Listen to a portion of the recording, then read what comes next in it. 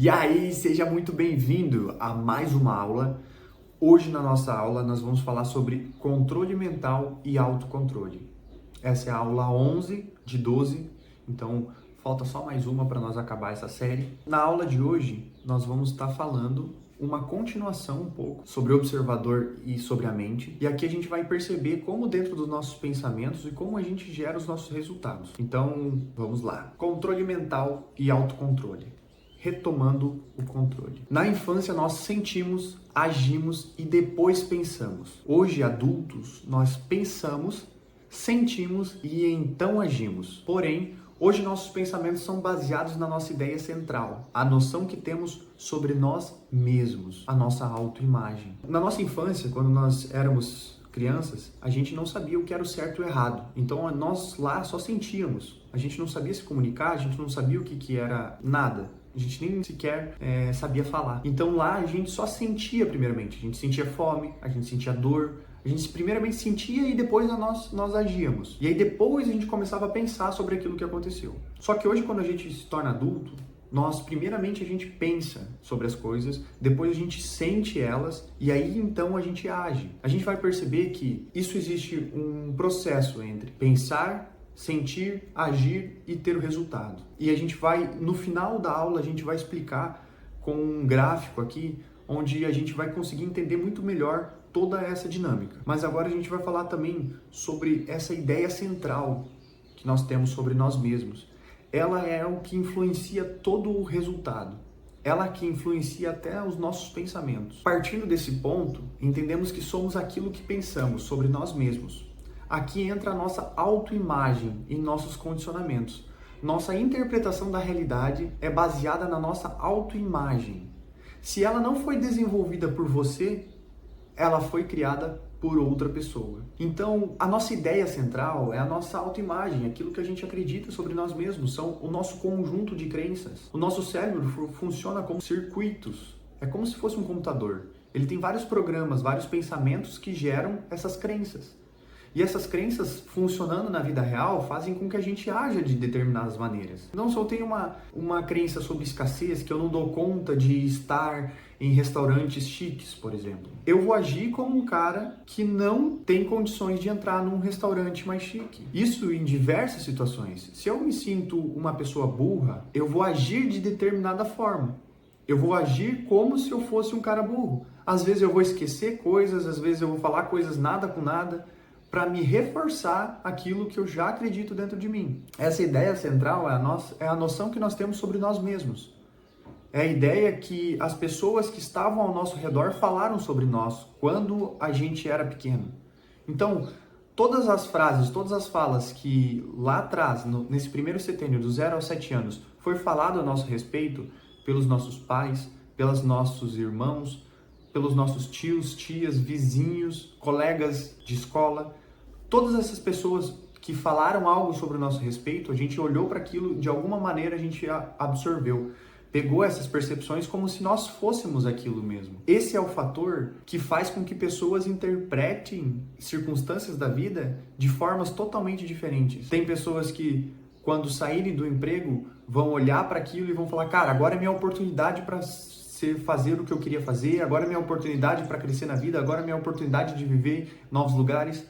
E tem pessoas que vão olhar para aquilo e vão falar, nossa, agora que eu me ferrei na vida, agora eu tô ferrado, tô sem emprego, não vou dar certo, vou piorar minha vida. Todas as ações que nós tomamos e pensamos têm a ver com essa nossa ideia central. A imagem que temos sobre nós é desenvolvida no primeiro setênio, do 0 aos 7 anos. Nossa primeira impressão sobre nós é dada por outras pessoas. A partir desse momento que crescemos, é indispensável buscar conhecer quem somos de verdade e não o que falaram sobre nós. Então chega um momento na nossa vida em que a gente vai ter que olhar e vai ter que nós mesmos dar as crenças sobre nós. Nós vamos ter que olhar para nós e falar assim, cara, eu sou essa pessoa, eu gosto disso, eu não gosto daquilo, eu tenho medo dessas coisas, eu me sinto ferido se alguém fizer isso, eu tenho consciência das minhas feridas e eu sei para onde eu quero ir. Eu quero ir nessa direção. Eu quero me aprofundar nessas situações. Então, é indispensável quando a gente cresce vir adulto, a gente precisa criar essa nova autoimagem de quem nós somos e de quem nós queremos nos tornar. Por mais que quem a gente queira ser seja um empresário bem-sucedido, dono de negócio, mas que para eu chegar nesse ponto, o que hoje eu sou? E aí conseguir olhar e ressignificar todas essas visões que nós temos sobre nós mesmos. Eu já fiz várias investigações de crença em relação à minha autoimagem.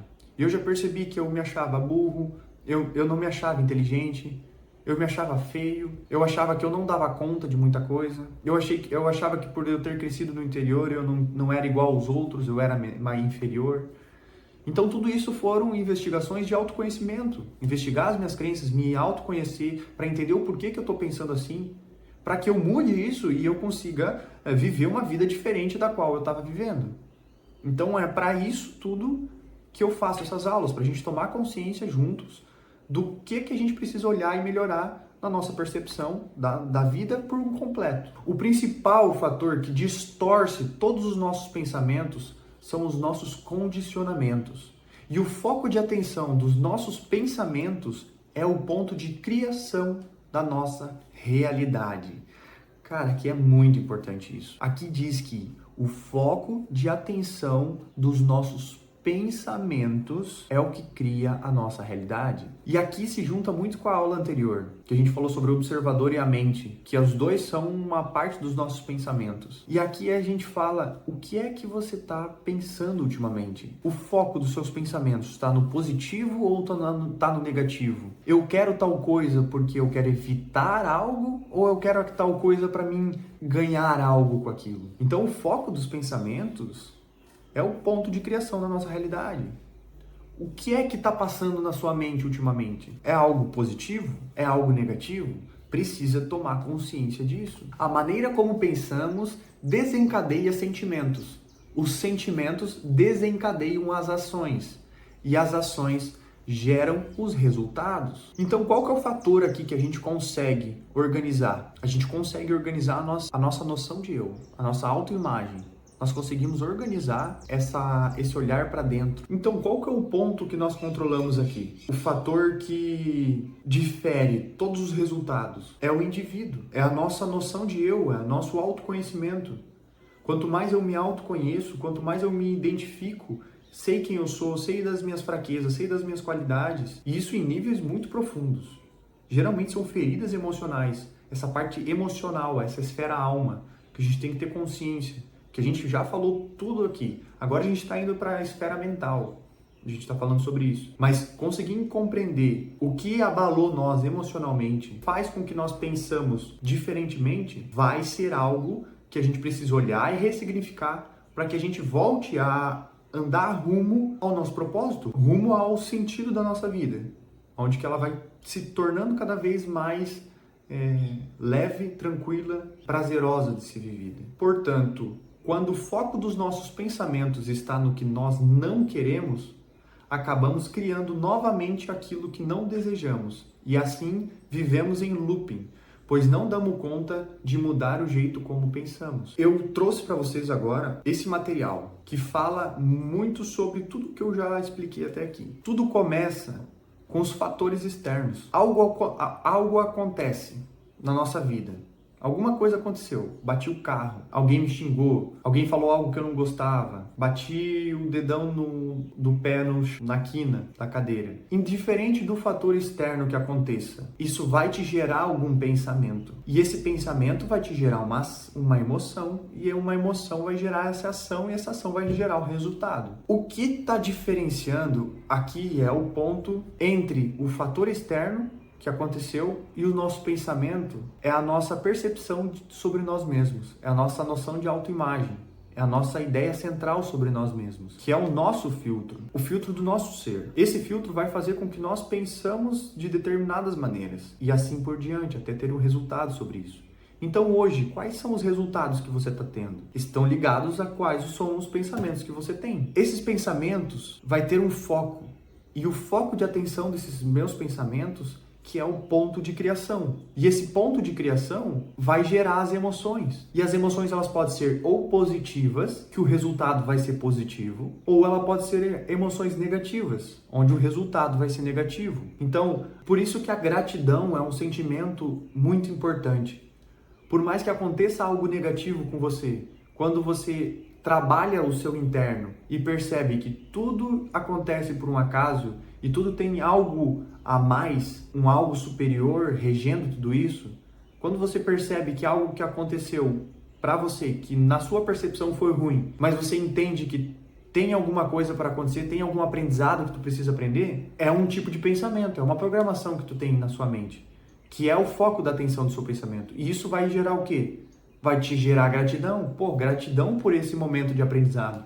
Gratidão por esse momento de estar podendo evoluir, de olhar as coisas diferentes. Isso vai gerar uma emoção positiva com um fator negativo que aconteceu. E é por isso que a gente tem que estar muito atento à nossa vida, como a gente está vivendo, aonde está o foco dos nossos pensamentos. Porque muitas vezes a gente até quer algo positivo, mas o foco está no que a gente não quer. Por exemplo, tem algo que eu quero, mas meu foco de atenção está no que eu não quero. Eu quero ser milionário, mas eu não quero passar fome. Só que enquanto o seu foco de pensamento for no medo de evitar tal coisa que pode acontecer, você sempre vai estar criando essa circunstância, você vai estar criando esse medo. Porque se você está focado em algum medo, alguma falta, geralmente na escassez, nessa falta, só que está querendo criar algo positivo, querendo gerar abundância, é incompatível as coisas. Se você está focado na escassez, você vai estar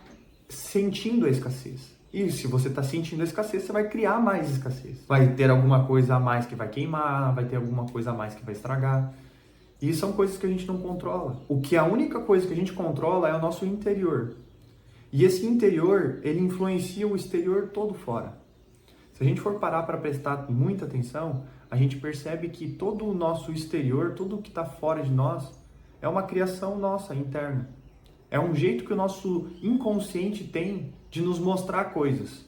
Porque a gente não dá conta de acessar aquelas ilhas, que são os nossos traumas, os nossos condicionamentos, dentro. E quando a gente não dá conta de acessar dentro, o universo mostra fora.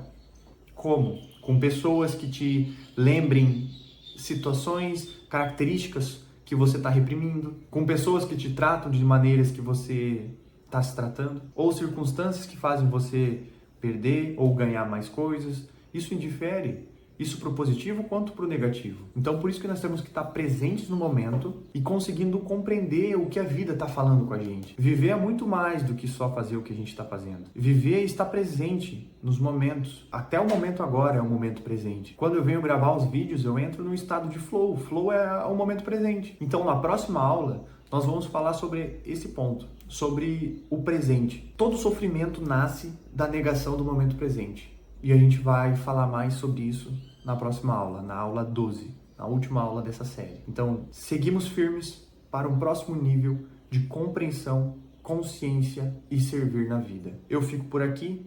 Essa foi a aula de hoje. Espero que tenha gostado e até a próxima aula.